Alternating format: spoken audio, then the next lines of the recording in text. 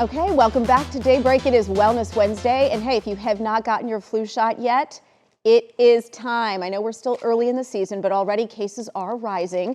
The CDC recommends by the end of October, anyone 6 months or older should get a flu shot. And flu season, as y'all know, goes through March or April.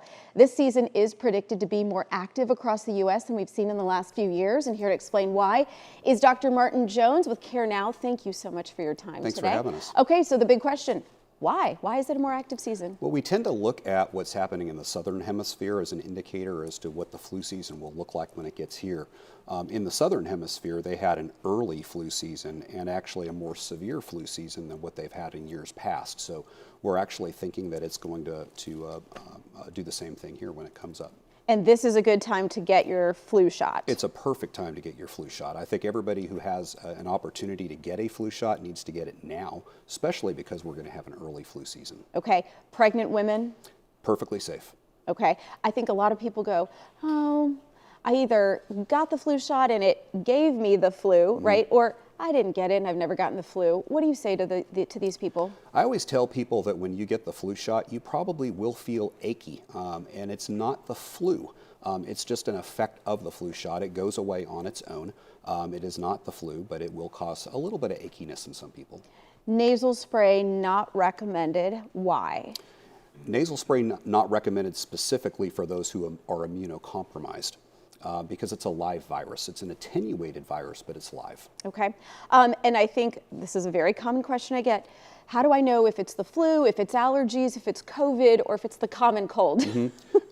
Great question. Of the years that I've seen people with influenza, there's one question that I ask them that tends to be a good predictor, and that's when did your symptoms start? And if they tell me it started at 1:30 yesterday, it's a very abrupt onset. And so, of course, you have the fever, the chills, the body aches as well, but one of the delineating factors is that abrupt acute onset of the symptoms. Okay, we've got Nurse Salazar here also. So come on over, girlfriend. You're going to give me my flu shot. I do that. This is the 7th year in a row. We're just going to go for it. I'm going to keep talking to you. Excellent. One other question that people have, can I get my COVID booster and my flu shot on the same day at the same time? I myself did exactly the same thing 2 weeks ago, so the answer to that is yes. Okay, and you suggest getting them in different arms. Why? Yes, well, because you're going to have some achiness, and I think it's probably better to get it in 2 different arms. Okay, is this the quadrivalent shot, by the way? It is. Thank you. Yep. Protected against 2 strains of flu A and 2 strains of flu B. That's what that meant. For those of you at home, thank you so much. Thank you very much. Greg? Don't make me ask you if you've already gotten your flu shot yet. Well, I haven't, but I always do, though. So, okay. so not to worry there. I will take care of that.